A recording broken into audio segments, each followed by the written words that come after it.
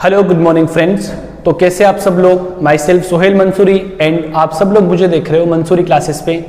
दोस्तों आज हम आप लोगों के सामने लेकर आए हैं एमएससी प्रीवियस के सिलेबस के बारे में हमने चर्चा कर ली थी, लेकिन आज हम लोग शुरू करेंगे एमएससी प्रीवियस में ऑर्गेनिक केमिस्ट्री की यूनिट नंबर फर्स्ट। ठीक है, बहुत सारे बच्चों की रिक्वायरमेंट थी कि सर आप हमें एमएससी के लिए कुछ लेक्चर डालो, क्योंकि हम एमएससी फाइनल के लेक्चर तो बना रहे हैं लेकिन एमएससी प्रीवियस के लेक्चर में काफी परेशानी आ रही थी। तो आज का जो मेरा लेक्चर है गाइस, आज का लेक्चर है एरोमेटिसिटी यूनिट नंबर फर्स्ट। आप सब लोग हेडिंग डाल दीजिए एरोमेटिसिटी। टॉपिक का नाम है एरोमेटिसिटी। Aromaticity, aromaticity.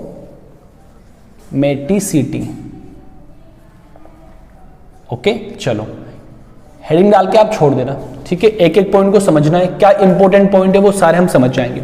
आप लोगों ने बहुत सारे एग्जाम्पल्स देखे होंगे और आपको ये पूछा गया होगा कि इन कंपाउंड में से कौन एरोमेटिक होता है, कौन एंटी एरोमेटिक होता है और कौन नॉन एरोमेटिक होता है। तो इन सब के पीछे की क्या कहानी है, अगर मैं आपको हर एक कंपाउंड के बारे में बताऊं तो काफी 1-1.5 साल तो इसको बताने में लग जाएगा। लेकिन आप लोगों को मैं एरोमेटिक कंपाउंड के कैरेक्टर बता दूं, एंटी एरोमेटिक कंपाउंड के कैरेक्टर बता दूं और नॉन एरोमेटिक कंपाउंड के कैरेक्टर या प्रॉपर्टीज बता दूं, तो आप लोग डिफाइन कर सकते हो कि कौन सा कंपाउंड एंटी एरोमेटिक है, कौन सा कंपाउंड एरोमेटिक है और कौन नॉन एरोमेटिक है। तो इसी की चर्चा हम शुरू करेंगे अब। तो बिना किसी टाइम को वेस्ट करते हुए हम लोग शुरू कर दे aromaticity, one of the most important topic of unit number first. यहां से क्वेश्चन डेफिनेटली पूछेगा, 100% आज की क्लास से एक क्वेश्चन पूछेगा। शुरू करें, चलो।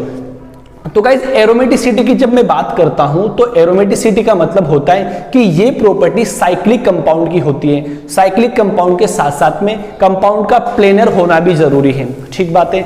तो इसके करेक्टर आप लोगों को मैं बताऊं तो सबसे पहला करेक्टर आता है कि एरोमेटिक कंपाउंड साइक्लिक होते हैं। सेकंड पॉइंट की बात करूं तो एरोमेटिक कंपाउंड आपके प्लेनर होते हैं। और थर्ड पॉइंट की बात करता हूं तो एरोमेटिक कंपाउंड जो होते हैं ना, वो हकल रूल ऑफ एरोमेटिसिटी को फॉलो करते हैं। अब आप लोग एमएससी प्रीवियस के स्टूडेंट हो, आपको सब पता है, बस आपको समझाने की जरूरत है। हकल रूल ऑफ एरोमेटिसिटी क्या होता है, 4n+2 पाई इलेक्ट्रॉन यदि किसी कंपाउंड में डीलोकलाइज्ड मौजूद है, दैट मींस वो कंपाउंड आपका एरोमेटिक शो करेगा, एरोमेटिसिटी शो करेगा। इसके अलावा मैं आप लोगों से बात करूं कि aromatic compound diamagnetic ring current show करते हैं। अब डायामैग्नेटिक रिंग करंट का मतलब होता है कि इस कंपाउंड के अंदर एक भी इलेक्ट्रॉन अनपेयर नहीं होता है, सारे इलेक्ट्रॉन युग्मित अवस्था में मौजूद होते हैं। एक एक पॉइंट को समझना है, फिर हम लिखेंगे धीरे धीरे। नेक्स्ट पॉइंट की मैं बात करूं तो aromatic compound electrophilic substitution reaction देते हैं। एरोमेटिक कंपाउंड सब्स्टिट्यूशन रिएक्शन देते हैं, ना कि एडिशन रिएक्शन देते हैं। तो सब्स्टिट्यूशन रिएक्शन एरोमेटिक कंपाउंड का मेन कैरेक्टर होता है to maintain their aromaticity. Point clear है। तो अब बहुत सारे एग्जांपल सोल्व करेंगे और एक एक एग्जांपल को डील करेंगे। तो सबसे पहला पॉइंट आता है एरोमेटिक कंपाउंड को शो करने के लिए जो पहला हैशटैग आता है वो है कि एरोमेटिक कंपाउंड होने के लिए सिस्टम का साइक्लिक होना जरूरी है। सिस्टम का साइक्लिक होना जरूरी है। सिस्टम मतलब कोई भी compound, system must be cyclic, must be cyclic. अगर आपका सिस्टम साइक्लिक है तो वो एरोमेटिक हो सकता है अगर सारी प्रॉपर्टीज फॉलो होती है तो। सेकंड पॉइंट की मैं बात करता हूं, अगर सिस्टम साइक्लिक है और आपका सिस्टम क्या होना चाहिए, प्लेनर होना चाहिए। System must be planar. सुनना है एक point, system must be planar मतलब सिस्टम प्लेनर, प्लेन में होना जरूरी है। आई बात समझ में। चलो थर्ड पॉइंट की मैं बात करता हूं, इधर देखना गाइस, कि एरोमेटिक कंपाउंड की प्रॉपर्टीज होती है कि एरोमेटिक कंपाउंड, इन शॉर्ट में एसी लिख रहा हूं, aromatic compounds follow हकल rule of aromaticity. हकल rule of aromaticity, हकल rule of aromaticity. अब ये हकल रूल क्या बोलता है, हकल रूल आपका होता है 4n+2 पाई इलेक्ट्रॉन्स डीलोकलाइजेशन, मतलब इतने इलेक्ट्रॉन डीलोकलाइजेशन में होना जरूरी है।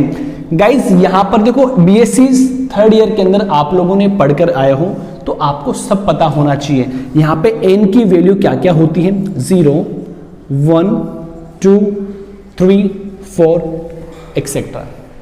अगर n की वैल्यू में 0 रखूं तो 4 इंटू 0 0 प्लस 2 कितना आएगा 2, तो क्या होगा 2 पाई इलेक्ट्रॉन डीलोकलाइज हो सकते हैं। अगर n की वैल्यू 1 रखूंगा तो 6 पाई हो जाएंगे, 2 रखूंगा तो 10 पाई हो जाएंगे, 3 रखूंगा तो 14 पाई हो जाएंगे, एक्सेट्रा एक्सेट्रा। तो क्या पता चला गाइस कि यदि किसी कंपाउंड के अंदर ये सारी प्रॉपर्टी फॉलो हो रही है, दैट मींस वो कंपाउंड आपका क्या है, एरोमेटिक कंपाउंड है। और मैं आगे लेके चलूं आप लोगों को, हैशटैग नंबर 4 क्या होता है, अभी आप लोग लिखना नहीं, ठीक है, अभी आप लोग समझ लो धीरे धीरे कि जो आपके एरोमेटिक कंपाउंड होते हैं, मोस्ट इंपॉर्टेंट, अभी आप लोगों को समझाऊंगा मैं। Aromatic compound show diamagnetic ring current. Aromatic compound show diamagnetic ring current. तो डायामैग्नेटिक रिंग करंट एक इंपॉर्टेंट प्रॉपर्टी है, अभी हम इसको समझेंगे। डायामैग्नेटिक का मतलब होता है गाइस, डायामैग्नेटिक का मतलब ये होता है कि all electrons are in pair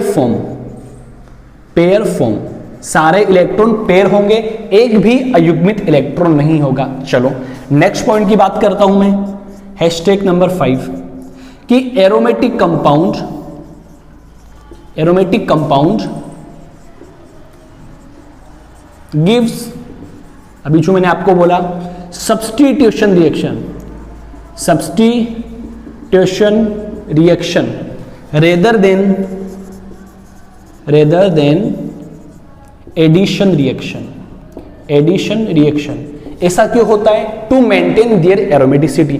तो गाइस ये सारे आपकी थियरी हो, मैं आपको बताता हूं, इतना आपको याद ही नहीं करना है। कोई भी एग्जांपल देखोगे तो 1 सेकंड के अंदर देखते आप आंसर बता दोगे, वो ऐसे में आपको ट्रिक बता दूंगा। इतनी प्रॉपर्टीज थोड़ी ना याद करनी है। कंपटीशन की बात की जाए तो कंपटीशन में थियरी से क्वेश्चन नहीं पूछता, कंपटीशन में कॉन्सेप्ट से क्वेश्चन पूछता है। और एक बात बताओ, कंपटीशन में कोई सवाल पूछेगा, क्या आप उस सवाल में 4-5 मिनट लगाओगे? क्या इतनी प्रॉपर्टी पहले याद करोगे? नहीं गाइस, आपको कॉन्सेप्ट के साथ साथ में हर एक क्वेश्चन को करने की ट्रिक भी आनी चाहिए, तो वो ट्रिक हम सीखेंगे। तो गाइस इतनी सारी प्रॉपर्टी यदि कोई कंपाउंड फॉलो करता है, इसका मतलब वो कंपाउंड क्या होगा, एरोमेटिक होगा। इतनी बात समझ में आई। अब डायामैग्नेटिक रिंग करंट क्या होता है, इसको मैं आप लोगों को समझाता हूं। क्या फिर से देखो, एक बार रिवाइज करता हूं मैं। सबसे पहले एरोमेटिक कंपाउंड होने के लिए देखो, एरोमेटिक कंपाउंड का प्लेनर होना जरूरी है, एरोमेटिक कंपाउंड का साइक्लिक होना जरूरी है, aromatic compound must follow हकल rule of aromaticity, that means 4n+2 pi electron in delocalization, that means here 2 pi electrons, 6 pi electron, 10 pi electrons, 14 pi electrons etc electrons are delocalized in the system. Okay, next point की अगर मैं बात करूं तो aromatic compound show diamagnetic ring current. Diamagnetic का means क्या होता है, सारे इलेक्ट्रॉन पेयर फॉर्म में होंगे। नेक्स्ट पॉइंट की बात करूं तो एरोमेटिक कंपाउंड सब्स्टिट्यूशन रिएक्शन देता है बजाय किसके, एडिशन रिएक्शन के। क्यों, टू मेंटेन देयर एरोमेटिसिटी। इतनी बात समझ में आई।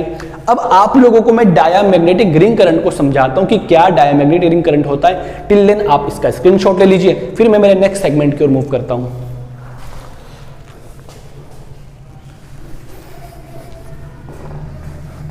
चलो भाई, एक एक पॉइंट को समझना है। आज के लेक्चर से डेफिनेटली आपको एमएससी प्रीवियस में क्वेश्चन मिल जाएगा, गारंटी के साथ में। चलो ठीक है, अब आप सब लोग एक बार देखना डायामैग्नेटिक रिंग करंट क्या होता है। इंपॉर्टेंट कहानी, डायामैग्नेटिक रिंग करंट। ओके, चलो देखना भाई। देखो डायामैग्नेटिक को हिंदी में हम क्या बोलते हैं, एक तो होता है प्रतिचुंबकीय, आप लोगों ने छोटी क्लास में पढ़ा होगा। एक तो होता है प्रतिचुंबकीय, एक होता है अनुचुंबकीय। हाँ, एक होता है प्रतिचुंबकीय, एक होता है अनुचुंबकीय। संजय भैया आप बताओ प्रतिचुंबकीय का मतलब क्या होता है, अनुचुंबकीय का मतलब क्या होता है? ठीक है, देखो पैरामैग्नेटिक का मतलब होता है, इसको बोलते हैं हिंदी के अंदर पैरामैग्नेटिक, आपने सही बोला है। इसको इंग्लिश में बोलते हैं हम डायामैग्नेटिक, ठीक है। तो आपने ऐसा बोला कि यदि किसी ऑर्बिटल के अंदर सारे इलेक्ट्रॉन पेयर आ जाए, दैट मींस वो क्या है आपका प्रतिचुंबकीय, और यदि किसी ऑर्बिटल के अंदर एक भी इलेक्ट्रॉन सिंगल आ जाए, दैट मींस वो क्या है आपका अनुचुंबकीय। तो एक तो होता है पैरामैग्नेटिक, एक होता है डायामैग्नेटिक। तो डायामैग्नेटिक की प्रॉपर्टी क्या होती है कि सारे इलेक्ट्रॉन पेयर फॉर्म में होते हैं, तो इसको पता लगाना है, ठीक है। ये मेरी छोटी क्लास की बात, इसको मैं रफ करता हूं। चलो अब एक बात बताओ, डायामैग्नेटिक रिंग करंट को शो किया जाता है फ्रोस्ट सर्कल के द्वारा। सर फ्रोस्ट सर्कल का नाम हमने पहली बार सुना है, ये क्या होता है? देखो गाइस, आप लोगों को क्या करना है, एक गोला बनाना है, अभी मत बनाना, ये लो, ये गोला बना दिया। ये गोला होता है फ्रोस्ट सर्कल। इस गोले के 3 पार्ट है, अगर एकदम सेम गोला है तो देखो बनने में थोड़ा टेढ़ा बन गया होगा। एक तो ये नीचे वाला पार्ट है, देखो इधर, ठीक है, एक ये ऊपर वाला पार्ट है और एक ये बीच वाला पार्ट है, सही बात है। मतलब ये बीच वाला पार्ट इसको 2 में डिवाइड करता है इस सर्कल को।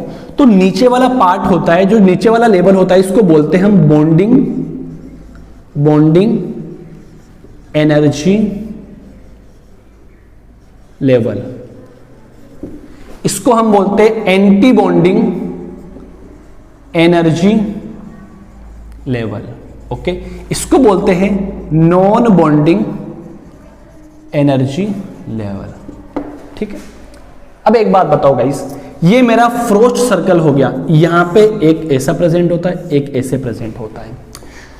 तो डायामैग्नेटिक का मतलब क्या होता है, अगर मैं इनमें इलेक्ट्रॉन्स की फिलिंग करूंगा तो यहां भी 2 इलेक्ट्रॉन आएंगे, यहां भी 2 आएंगे, यहां भी 2 आएंगे। अगर यहां पर एक इलेक्ट्रॉन आ जाता है और यहां पे एक इलेक्ट्रॉन आ जाता है, इसका मतलब वो पैरामैग्नेटिक रिंग करंट शो कर रहा है। अब आप लोगों को मैं इलेक्ट्रॉन्स कैलकुलेट करना सिखाता हूं, आप लोग इधर देखना और बड़े ही शानदार तरीके से बताना, ठीक। चलो मैं पहले एग्जांपल की बात करता हूं, दिस वन, यहां पे पॉजिटिव चार्ज। मैं फिर इस एग्जांपल की बात करता हूं, यहां पे नेगेटिव चार्ज। फिर मैं, अच्छा संजय भैया, इसको क्या बोलते हैं नीचे वाले कंपाउंड को? वेरी गुड, इसको क्या बोलते हैं? बेंजीन बोलते हैं। चलो एक मैं एग्जांपल लेता हूं आपके सामने, ट्रोपोलियम केटाइन का, ठीक है। ये ट्रोपोलियम केटाइन होता है, ओके। अब हमको इन 4 कंपाउंड में करंट शो करना है कि ये कौन सा करंट शो करता है, ठीक बात है। चलो सबसे पहले आप ये पता करो कि इसके पास में कितने पाई इलेक्ट्रॉन्स मौजूद हैं। तो जैसे ही आप लोग देखोगे, सर ये पाई बॉन्ड इस पॉजिटिव के साथ में कॉन्जुगेशन शो कर रहा है, मतलब अगर ये इलेक्ट्रॉन इधर चले जाएंगे तो यहां पे एक बॉन्ड बन जाएगा, ठीक है। ये पॉजिटिव खत्म हो जाएगा, ये बॉन्ड यहां बना, इलेक्ट्रॉन सारे इधर शिफ्ट हुए, तो क्या नया पॉजिटिव यहां पे बनेगा क्या? ठीक है, नया पॉजिटिव कहां बना? ये देखो, इसकी रेजोनेटिंग स्ट्रक्चर हो गई, यहां पे बॉन्ड बना और यहां पे पॉजिटिव बना। फिर क्या हो सकता है, ये इलेक्ट्रॉन इधर चले जाएंगे तो यहां पे क्या बन जाएगा? देखो एक ही एग्जांपल में समझा रहा हूं, यहां पे बॉन्ड बन जाएगा और अब की बार पॉजिटिव किधर आएगा? इधर कोने वाले पर आएगा पॉजिटिव। तो इसके पास में कितने इलेक्ट्रॉन्स है? आप लोग बोलेंगे इसके पास में 2 पाई इलेक्ट्रॉन्स डीलोकलाइज हो रहे हैं। अरे भाई, एक बॉन्ड में कितने इलेक्ट्रॉन्स होते हैं? एक बॉन्ड में 2 इलेक्ट्रॉन्स होते हैं ना, तो यहां पे कितने पाई इलेक्ट्रॉन्स है? 2 पाई इलेक्ट्रॉन्स का डीलोकलाइजेशन है। अब मेरे को इसमें इलेक्ट्रॉन की फिलिंग करनी है, तो सबसे पहले आप याद रखना, सबसे पहले बंधित कक्षक भरे जाते हैं, फिर नॉन बॉन्डिंग भरे जाते हैं, फिर एंटी बॉन्डिंग भरे जाते हैं। अगर 2 इलेक्ट्रॉन मौजूद हैं तो पहले नीचे वाले ऑर्बिटल को भरो, जैसे नीचे वाला ऑर्बिटल फिल हो जाता है फिर ऊपर वाले ऑर्बिटल में मूव करो। तो इसके पास में 2 इलेक्ट्रॉन हैं, तो ये 2 इलेक्ट्रॉन यहां पर आ जाएंगे, ठीक बात है। चलो अब आप भाई चेक करो कि 2 इलेक्ट्रॉन यहां पर आए, क्या ये इलेक्ट्रॉन युग्मित अवस्था में है क्या? यस, टेल मी, क्या इलेक्ट्रॉन युग्मित अवस्था में है? तो जब इलेक्ट्रॉन युग्मित अवस्था में होते हैं, इसका मतलब क्या हो रहा है? डायामैग्नेटिक रिंग करंट हो रहा है। अभी मैं आपको एरोमेटिक कंपाउंड नहीं बता रहा हूं, अभी बस खाली डायामैग्नेटिक रिंग करंट बता रहा हूं, ठीक है। चलो मैं सेकंड एग्जांपल की बात करता हूं। सेकंड एग्जांपल के अंदर कितने पाई इलेक्ट्रॉन्स का डीलोकलाइजेशन है, चेक करके बताओ फटाफट। यस, इधर देखो, अगर ये इलेक्ट्रॉन इधर चले जाए, क्या यहाँ पे बॉन्ड बन जाएगा क्या? और ये इलेक्ट्रॉन इधर आ जाए और ये इलेक्ट्रॉन इधर आ जाए, तो कितने इलेक्ट्रॉन्स डीलोकलाइज हो रहे हैं? 6 इलेक्ट्रॉन डीलोकलाइज हो रहे हैं, 2 to 4 to 6। तो यहां पे कितने इलेक्ट्रॉन्स मौजूद हैं? 6 पाई इलेक्ट्रॉन्स मौजूद हैं। अब 6 पाई इलेक्ट्रॉन्स को फिल करूं, एक गोला बना लो फिर से, इधर ये गोला बना लिया। ये आपके कौन है? Bonding energy level. ये कौन है आपके? Non bonding energy level. ये कौन है आपके? Anti bonding energy level. समझ पा रहे हो? तो एक बात बताओ, 6 पाई इलेक्ट्रॉन को भरना है, सबसे पहले कौन भरा जाएगा? बॉन्डिंग एनर्जी लेवल भर दिया मैंने। फिर एक इलेक्ट्रॉन इधर आएगा, फिर एक इलेक्ट्रॉन इधर आएगा। अब ऊपर मत चले जाना, क्यों? क्योंकि पहले नॉन बॉन्डिंग को भरेंगे फिर ऊपर जाएंगे। देखो 4 तो भर दिया है, कितने? 6 है ना, कितने बाकी रहे? 2। एक इलेक्ट्रॉन यहां पर आ जाएगा और एक इलेक्ट्रॉन यहां पर आ जाएगा। अरे इस स्पीसीज को देखो, क्या कोई एक भी इलेक्ट्रॉन सिंगल है क्या? सारे इलेक्ट्रॉन युग्मित अवस्था में, मतलब डायामैग्नेटिक रिंग करंट शो हो रहा है। आई बात समझ में? चलो मैं बेंजीन की बात करता हूं। बेंजीन के पास में कितने पाई इलेक्ट्रॉन्स हैं? जल्दी बोलो। हाँ हाँ, अरे 6 पाई इलेक्ट्रॉन, पाई बॉन्ड नहीं बोल रहा, पाई इलेक्ट्रॉन्स बोल रहा हूं। कितने हैं? 6 पाई इलेक्ट्रॉन्स का डीलोकलाइजेशन है। क्या सेम यही स्ट्रक्चर बनेगी क्या? इसका मतलब ये भी क्या शो कर रहा है? Diamagnetic ring current. इसके पास में कितने पाई इलेक्ट्रॉन्स है? 2 4 6। क्या सेम ये बनेगी क्या? ये भी क्या होता है? डायामैग्नेटिक रिंग करंट शो करता है। तो पॉइंट समझ में आया?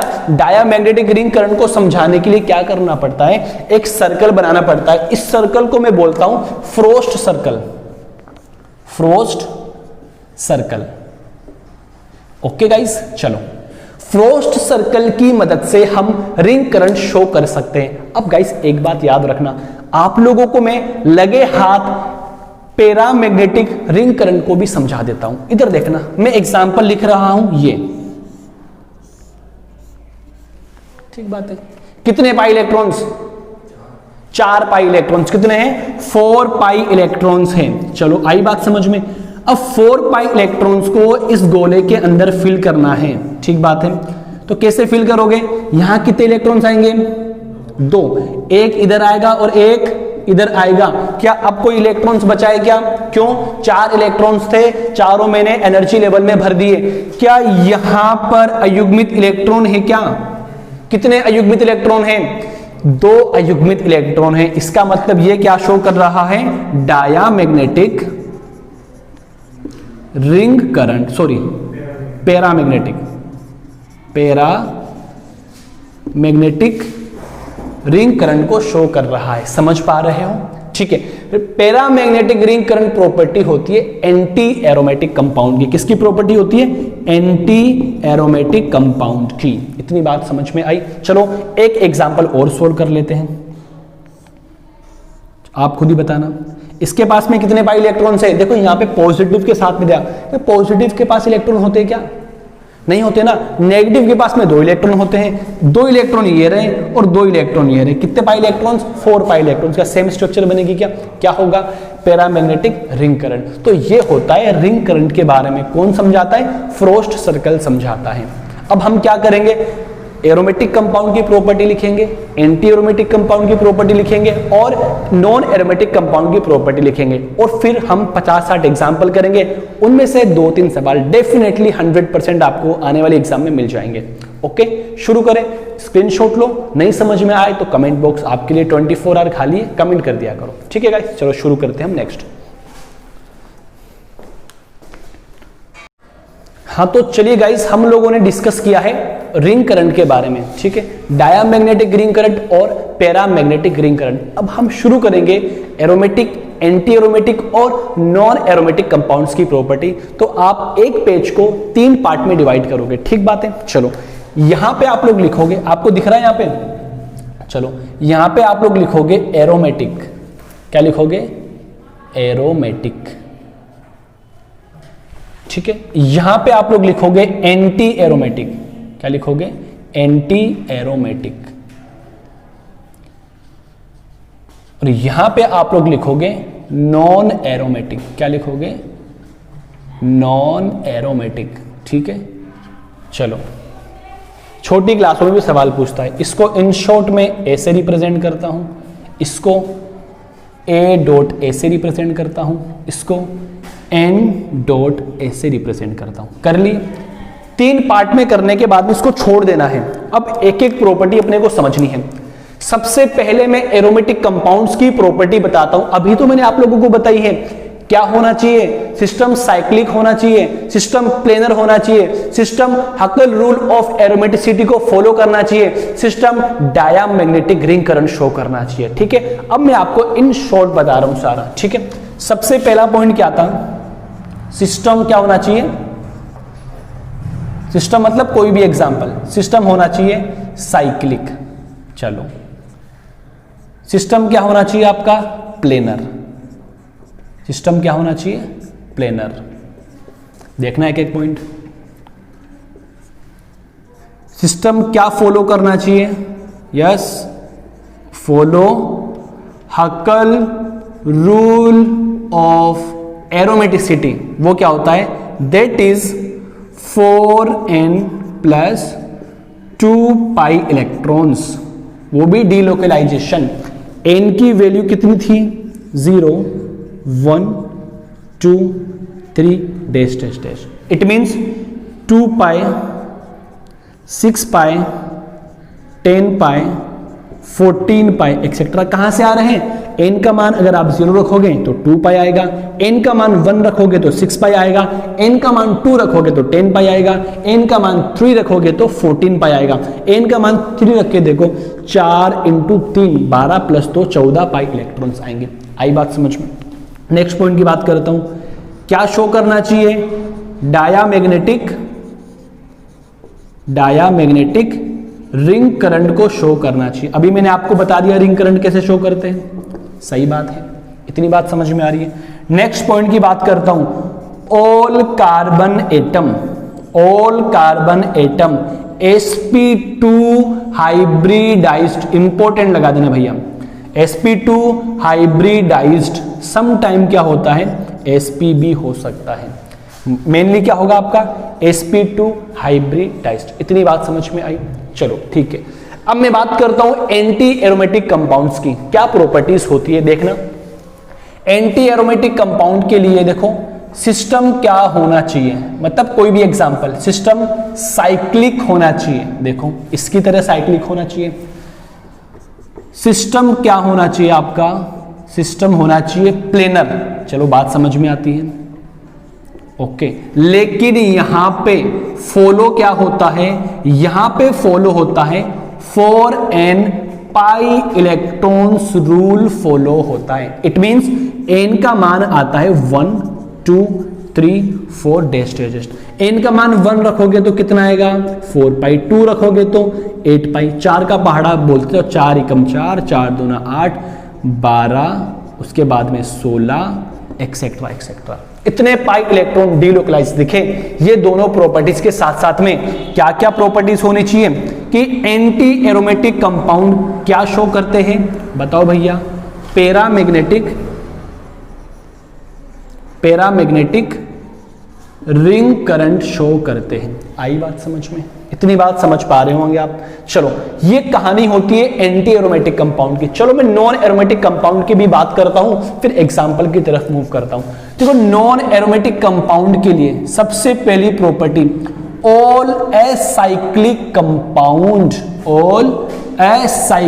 कंपाउंड क्या होते हैं, नॉन एरोमेटिक।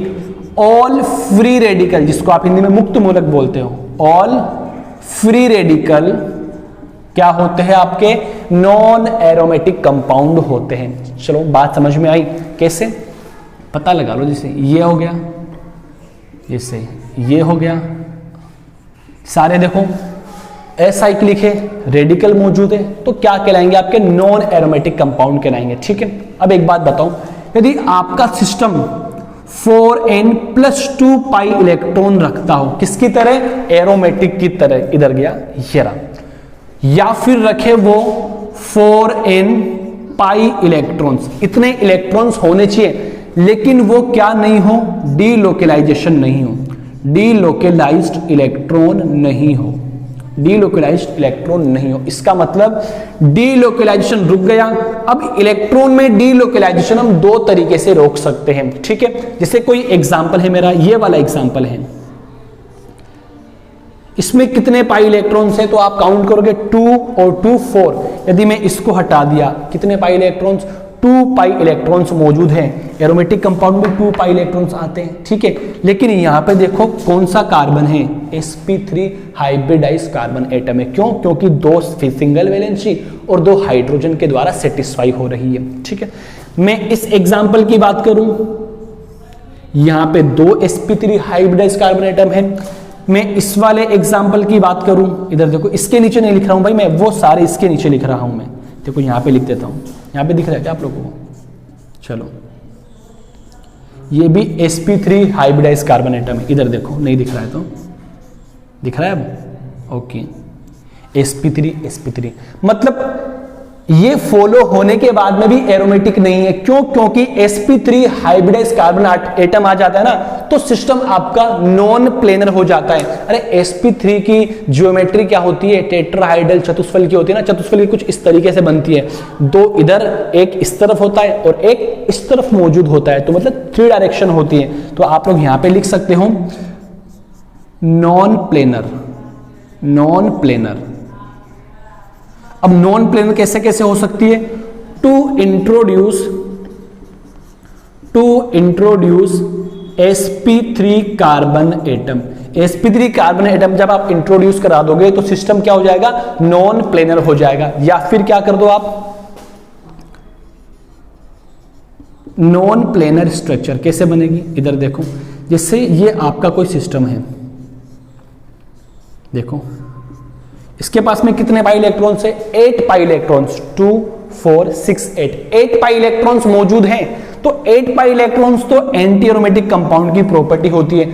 एग्जाम में पूछा गया सवाल है, ये नीट में पूछा गया सवाल है, ये IIT में पूछा गया सवाल है, ये आपके इसके अलावा नेट में पूछा गया सवाल है, ये JRF वाले नेट JRF में, ये गेट में पूछा गया सवाल है।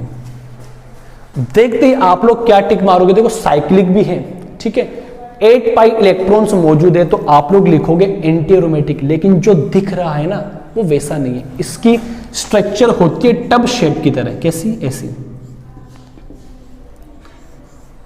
इसकी स्ट्रक्चर होती है टब शेप की तरह, ऐसी होती है। मतलब ये नॉन प्लेनर स्ट्रक्चर होती है। Due to non planarity it become non aromatic compound. Most important है और आपके MSc प्रीवियस में भी पूछा जा चुका सवाल है, MSc प्री में भी पूछा गया सवाल है। तो ये सारी कहानी होती है एरोमेटिक, एंटी एरोमेटिक और नॉन एरोमेटिक कंपाउंड्स की। मैंने आप लोगों को सारी प्रॉपर्टीज बता दी है। अब क्या करना है? 50-60 एग्जांपल्स लिखने अपने को और उन पे प्रैक्टिस करनी है। कौन सी प्रॉपर्टीज को वो फॉलो करते हैं, जो प्रॉपर्टी को फॉलो करेंगे वही कंपाउंड होगा। अगर ये सारी प्रॉपर्टी फॉलो होती है तो एरोमेटिक लगा देना टिक, ये सारी प्रॉपर्टी फॉलो होती है तो एंटी एरोमेटिक लगा देना, और ये सारी प्रॉपर्टी फॉलो होती है तो नॉन एरोमेटिक लगा देना। आई बात समझ में? इतनी बात आपको समझ में आ रही है तो आप लोग एक बार इनको समझना। मैं आपको कुछ एग्जांपल्स देता हूं, आप उनको ट्राई करना। आने वाले लेक्चर में हम उनको डिस्कस करेंगे। आई बात समझ में? फटाफट इसका स्क्रीनशॉट लो, मैं 15-20 एग्जांपल लिखता हूं, ठीक है। चलो शुरू करते हैं। फिनिश। गाइस, हम लोगों ने एरोमेटिक, एंटी एरोमेटिक और नॉन एरोमेटिक की प्रॉपर्टीज पढ़ ली, ठीक है। आप लोगों के सामने बोर्ड पे 16 एग्जांपल्स गिवन है। आप लोगों को घर पे ट्राई करना है बैठ के और इन एग्जाम्पल्स को सोल्व करना है। जो भी आपका आंसर हो आप आराम से एक पेज पे लिख के या कमेंट बॉक्स में नंबर करके आप कमेंट कर देना, ठीक है। आने वाले लेक्चर में हम इन एग्जाम्पल्स को सोल्व करेंगे और एरोमेटिसिटी को आगे डील करेंगे। आई बात समझ में? आराम से एक एक पॉइंट समझ के इन एग्जाम्पल को आप अटेम्प्ट करना। आई तो एक लेक्चर हमारा खत्म होता है। नेक्स्ट लेक्चर में हम इसी टॉपिक को आगे बढ़ाएंगे। आई बात समझ में? चलो हम लोग अभी आपके सामने अलविदा लेता है। मैं सोहेल मंसूरी आप लोगों के सामने अलविदा लेता हूं। Thanks for watching this video.